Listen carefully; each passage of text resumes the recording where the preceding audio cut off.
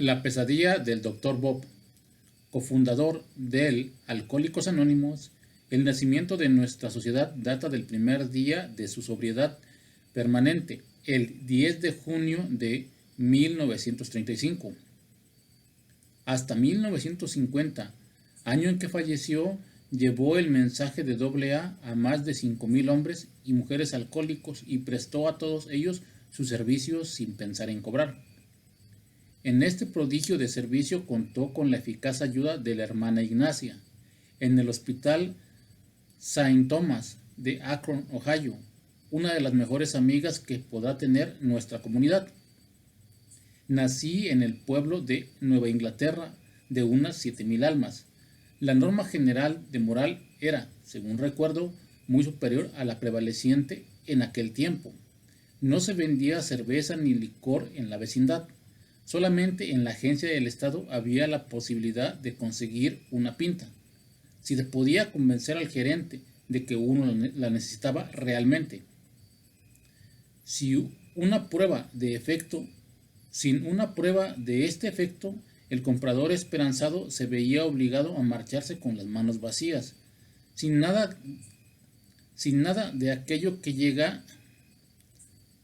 Sin una prueba de este efecto, el comprador esperanzado se veía obligado a marcharse con las manos vacías, sin nada de aquello que llega a crecer más tarde. Sin una prueba de este efecto, el comprador esperanzado se veía obligado a marcharse con las manos vacías.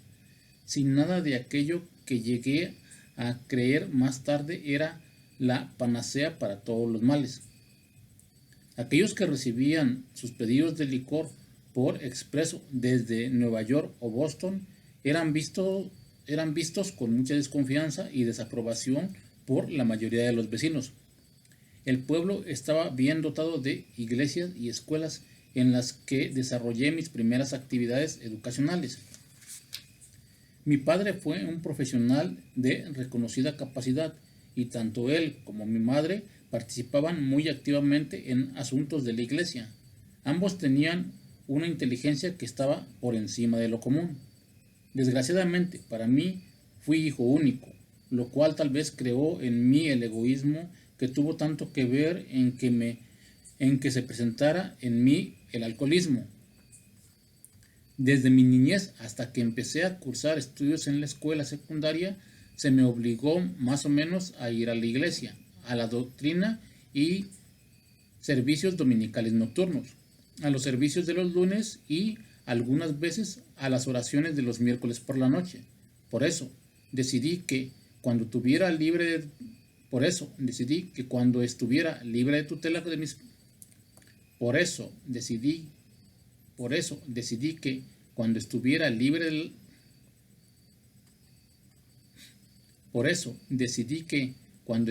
libre de la tutela de mis padres, nunca volvería a pisar la puerta de una iglesia.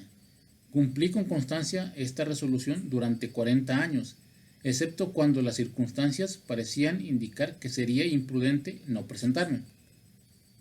Después de la escuela secundaria estudié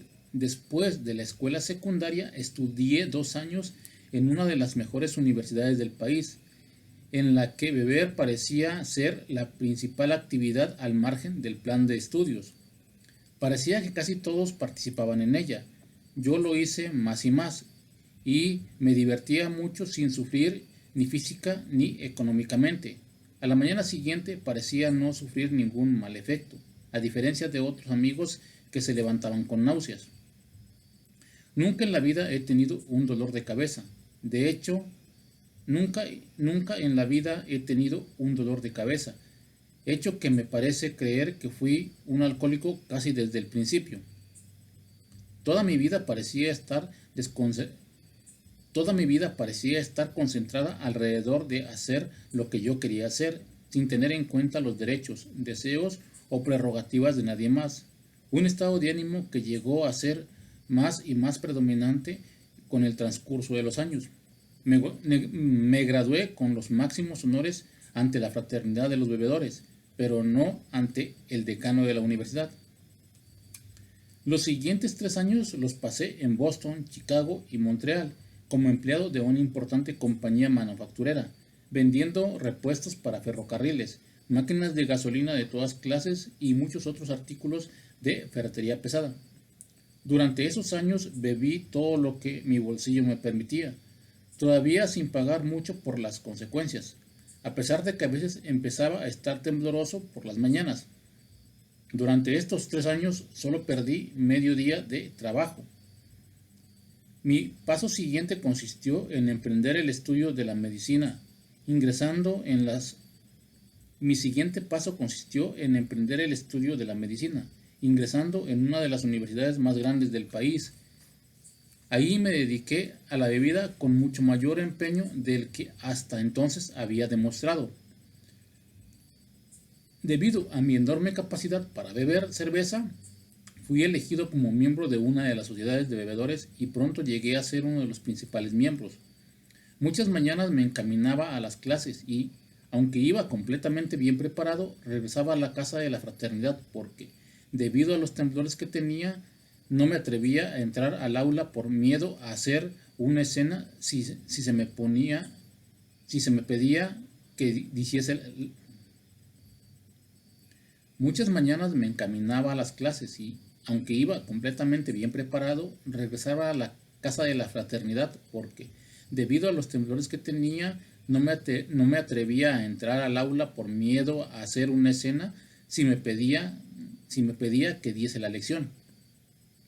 Esto fue de mal en peor hasta que la primavera de mi segundo año de estudios, en que, después de un largo tiempo de estar bebiendo, decidí que no podía terminar el curso. Hice mi maleta y me fui al sur a pasar un mes en una gran hacienda de un amigo mío. Cuando se me despejó la mente, decidí que sería una gran tontería dejar la escuela y que era mejor regresar y continuar mis estudios. Cuando llegué a la escuela descubrí que el profesor tenía otras ideas sobre el particular. Cuando llegué a la escuela descubrí que el profesor tenía otras ideas sobre el particular. Después de muchas discusiones me permitieron regresar y presentar mis exámenes, todos los cuales los pasé honrosamente. Pero estaba muy disgustado y me dijeron que tratarían de pasarla sin mí. Después de muchas discusiones penosas, me dieron al fin mis créditos y me marché a otra de las principales universidades del país, entrando en ella ese otoño como estudiante del penúltimo año. Ahí empeoró tanto mi manera de beber que los muchachos de la casa de la fraternidad donde vivía se vieron obligados a llamar a mi padre, quien hizo un largo viaje con el inútil propósito de corregirme. Poco efecto surtió esto, pues seguí bebiendo y más licor que en años anteriores. Al llegar a los exámenes finales agarré una borrachera bastante grande. Cuando traté de escribir mis exámenes me temblaban tanto las manos. Al llegar a los exámenes finales agarré una borrachera bastante grande. Cuando traté de escribir mis exámenes me temblaban tanto las manos que no podía sostener el lápiz. Entregué 3 libretas, por lo menos, completamente en blanco. Por supuesto, se me llamó a cuentas enseguida y el resultado fue que tuve que repetir 2 trimestres y abstenerme completamente de beber para poder graduarme. Lo hice y tuve la aprobación del profesorado tanto en conducta como en estudios. Me reporté tan honorablemente que pude conseguir un codiciado internado en una ciudad del oeste, en la que estuve 2 años. Durante esos 2 años me tuvieron tan ocupado que casi no salía del hospital para nada, por lo tanto no podía meterme en dificultades. Al cabo de esos 2 años puse un consultorio en el centro de la ciudad. Tenía algún dinero, disponía de mucho tiempo y padecía bastante del estómago. Pronto descubrí que un par de copas me aliviaban mis dolores gástricos, por lo menos por unas horas, y, por lo tanto, no me fue difícil volver a mis antiguos excesos. Para entonces estaba empezando a pagar muy caro físicamente y, con la esperanza de encontrar alivio, me encerré voluntariamente en uno de los sanatorios locales al menos una docena de veces. Ahora estaba entre ahora estaba entre Escila y Caribdus, porque no bebía. Para entonces estaba empezando a pagar muy caro físicamente y con la esperanza de encontrar alivio me encerré voluntariamente en uno de los sanatorios locales al menos una docena de veces. Ahora estaba entre Escila y Caribdis, porque si no bebía me torturaba mi estómago y si bebía eran mis nervios los que me torturaban. Después de 3 años de esto acabé en un hospital donde trataron de ayudarme, pero yo hacía que algún amigo me llevara licor a escondidas o robaba el alcohol del edificio. En tal forma empeoré rápidamente. Por fin, mi padre tuvo que mandar del pueblo a un médico que se las arregló para llevarme allá y estuve 2 meses en cama antes de poder salir a la calle. Permanecí allí unos 2 meses más y regresé a reanudar la práctica de mi profesión. Creo que debía haber estado verdaderamente asustado con lo que había pasado, o del médico, o probablemente las dos cosas, y por lo tanto no bebí una copa hasta que se decretó la ley seca en el país. Con la promulgación de la ley seca, me sentí bastante seguro. Sabía que todos comprarían botellas o cajas de licor, según sus posibilidades, y que pronto se acabaría. Por lo tanto, no importaba mucho que yo bebiera algo. Entonces no me daba cuenta del abastecimiento casi ilimitado que el gobierno no nos permitía. Entonces no me daba cuenta del abastecimiento casi ilimitado que el gobierno no nos permitía a los médicos, ni tenía ninguna idea del contrabandista del licor que pronto apareció en escena. Al principio bebía con moderación, pero tardé relativamente poco tiempo en volver a esos hábitos que tan desastrosos resultados me habían dado antes. Con el transcurso de unos cuantos años más se desarrollaron en mí dos aversiones mórbidas distintas. Una era el miedo a no dormir y la otra el miedo a quedarme sin licor. Si no siendo un hombre de medios, sabía que si no estaba lo suficientemente sobrio para ganar dinero, se me acabaría el licor. Por eso no me tomaba ese trago que tanto ansiaba por la mañana, pero en vez de esto tomaba grandes dosis de sedativos para aplacar los temblores que tanto me angustiaban. De vez en cuando me rendía al trago de la mañana, pero cuando lo hacía a las pocas horas ya no estaba en condiciones de trabajar. Esto disminuía las probabilidades que tenía de meter a escondidas en la casa algo de licor por la noche, lo que a la vez significaría una noche de dar vueltas en la cama en vano, seguida por una mañana de insoportables temblores. Durante los siguientes 15 años tuve el suficiente sentido común para no ir nunca al hospital ni generalmente recibir pacientes si había estado bebiendo. Por entonces adopté la costumbre de irme a veces a uno de los clubes a los que pertenecía y a veces acostumbraba a alojarme en algún hotel inscribiéndome con un nombre ficticio, pero generalmente mis amigos me encontraban y me iba a mi casa si no me prometían regañarme.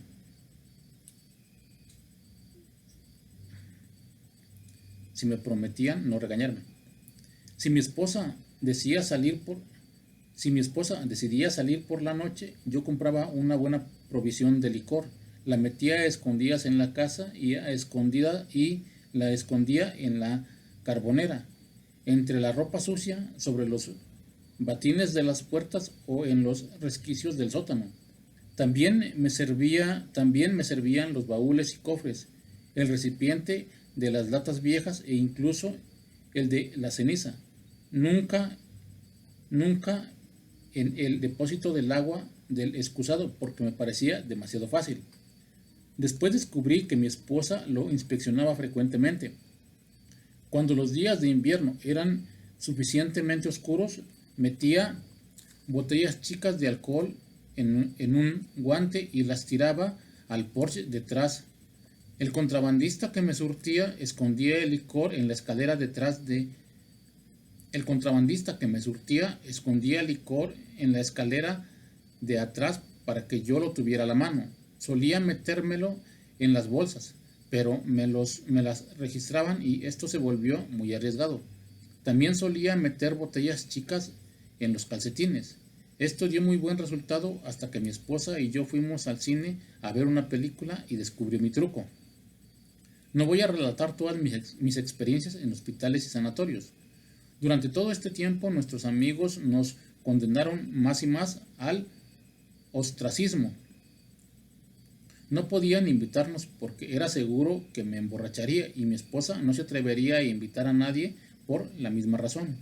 Mi fobia por el insomnio, mi fobia por el insomnio imponía que se me mi fobia por el insomnio imponía que me emborrachara cada noche. Mi fobia por el insomnio imponía que me emborrachara cada noche, pero para poder conseguir licor para la siguiente tenía que estar sobrio por la mañana y abstenerme de beber hasta las 4 de la tarde, por lo menos.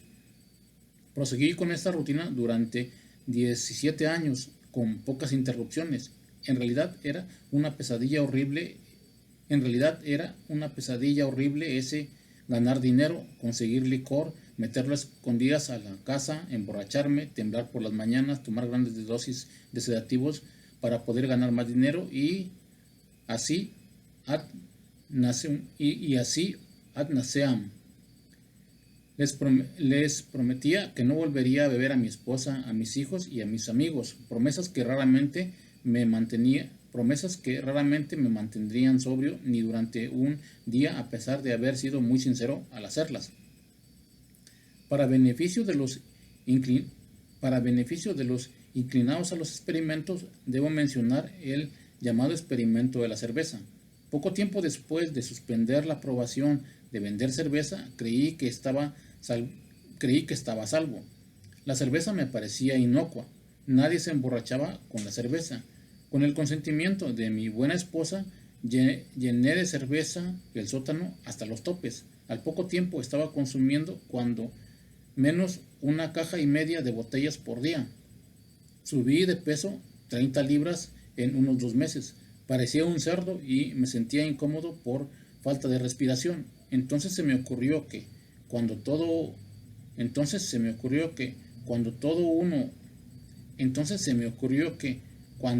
uno olía a cerveza, nadie podía decir que había bebido. Así que empecé a reforzar mi cerveza con puro alcohol. Desde luego, el resultado fue muy malo y puso fin al experimento de la cerveza. Más o menos en la época de este experimento fui a dar con un grupo de personas que me atraían por ser parte Más o menos en la época de este experimento fui a dar con un grupo de personas que me atraían por su aparente equilibrio, buena salud y felicidad. Hablaban sin ninguna turbación, cosa que yo nunca podía hacer. Se les veía muy reposados en cualquier ocasión y parecían muy saludables. Por encima de estos atributos parecían felices. Yo estaba consciente de mí mismo e intranquilo la mayor parte del tiempo. Mi salud era precaria y me sentía completamente infeliz. Tuve la sensación de que ellos tenían algo que yo no tenía y que podría aprovechar de buena gana. Supe que se trataba de algo de índole espiritual, lo cual no me trae... Supe que se trataba de algo de índole espiritual, lo cual no me atraía mucho, pero pensé que no podría hacerme ningún daño. Le dediqué mucho tiempo y estudié el asunto durante 2 años y medio, pero a pesar de eso me emborrachaba todas las noches. Leí todo lo que pude encontrar y hablé con todo el que creía que sabía algo acerca de ello. Mi esposa se interesó mucho y fue su interés el que sostuvo el mío, a pesar de que entonces no veía que pudiera ser una solución para mi problema con el licor. Nunca sabré cómo mi esposa conservó su fe y su valor durante todos esos años, pero lo hizo. Si no hubiera sido así, sé que desde hace mucho yo estaría muerto.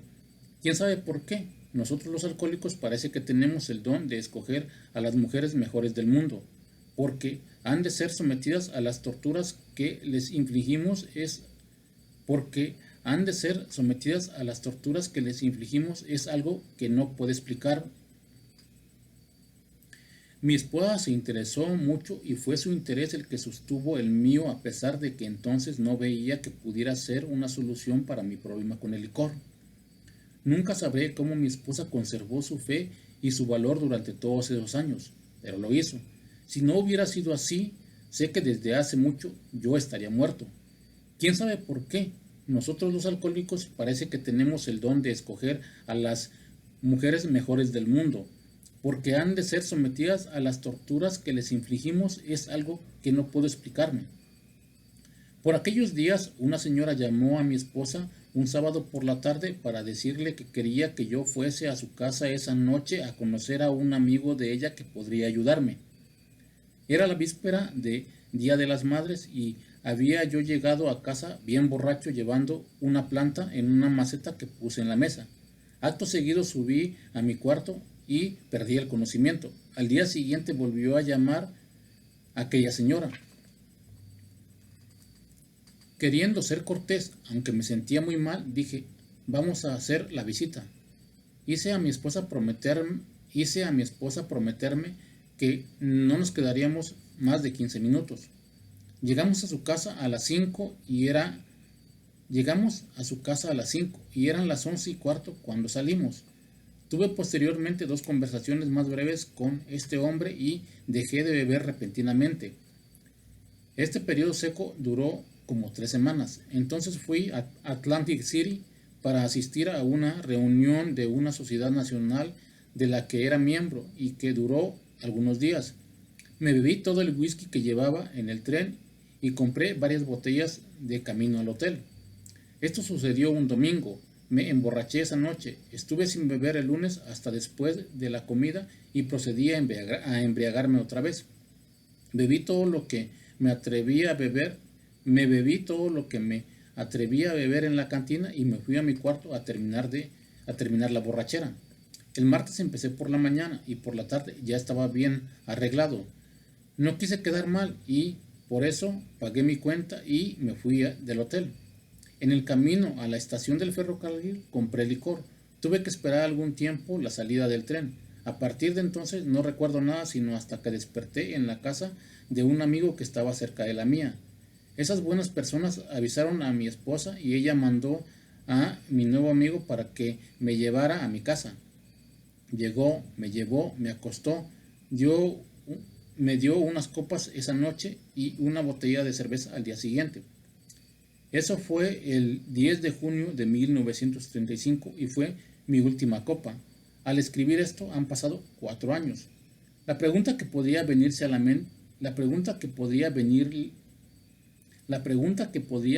a la mente sería, ¿qué fue lo que dijo o hizo ese hombre que fue tan diferente de lo que otros habían dicho o hecho?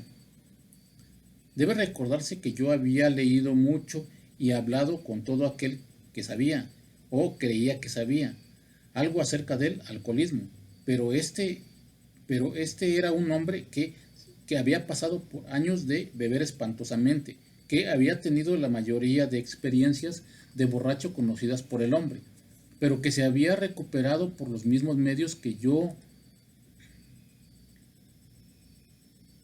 La pregunta que podría venírsele a la mente sería, ¿qué fue lo que hizo ese hombre que fue tan diferente de lo que otros habían dicho o hecho? Debe recordarse que yo había leído mucho y hablado con todo aquel que sabía o que creía que sabía algo acerca del alcoholismo, pero este era un hombre que había pasado por años de beber espantosamente, que había tenido la mayoría de las experiencias de borracho conocidas por el hombre, pero que se había recuperado por los mismos medios que había yo estado tratando de emplear, o sea, el enfoque espiritual. Me dio información sobre el tema del alcoholismo que indudablemente fue de gran ayuda. Lo más importante fue el hecho de que fuera él el primer ser humano con quien yo hablaba que supiera por experiencia personal de lo que estaba hablando cuando se refería al alcoholismo. En otras palabras, hablaba mi propio idioma. Sabía todas las respuestas y, ciertamente, no porque las hubiese sacado de sus lecturas. Es una maravillosa bendición estar liberado de la terrible maldición que pesaba sobre mí. Mi salud es buena y he recobrado es una maravillosa bendición estar librado de la terrible maldición que pesaba sobre mí. Mi salud es buena y he recobrado el respeto de mí mismo y el de mis colegas. Mi vida hogareña es ideal y mis negocios no son lo bueno que pueden esperarse en los tiempos inseguros. Dedico mucho tiempo a pasar lo que aprendí a otras personas que lo quieren y necesitan mucho. Los motivos que tengo para hacerlo son sentido del deber. Es 1. Sentido del deber. 2. Es un placer. 3. Porque al hacerlo estoy pagando mi deuda al hombre que se tomó el tiempo para pasármela a mí. 4. Porque cada vez que lo hago me aseguro un poco más contra una posible recaída. A diferencia de la mayoría de nosotros, no me sobrepuse totalmente a la ansia del licor durante los primeros 2 años y medio. Casi siempre la sentía, pero nunca estuve ni siquiera próximo a ceder a ella. Me inquietaba terriblemente ver a mis amigos bebiendo.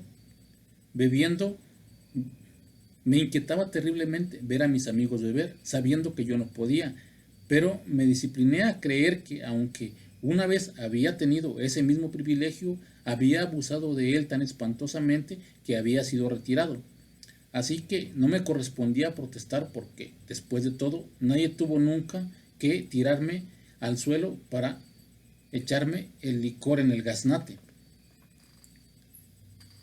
Si crees que eres un ateo, un agnóstico, un escéptico o tienes cualquier otra forma de orgullo intelectual que te impida aceptar lo que hay en este libro, lo siento por ti. Si crees que todavía tienes fuerzas suficientes para ganar solo la partida, es cuestión tuya. Pero si verdaderamente quieres dejar de beber de una vez por todas y sinceramente sientes que necesitas ayuda, sabemos que tenemos una solución para ti. Nunca falla. Si uno se dedica a ello con la mitad del ahínco que tenía nunca falla. Nunca falla. Si uno se dedica a ello con la mitad del ahínco que tenía la costumbre de demostrar cuando estaba tratando de conseguir otra copa. Tu Padre Celestial nunca te abandonará.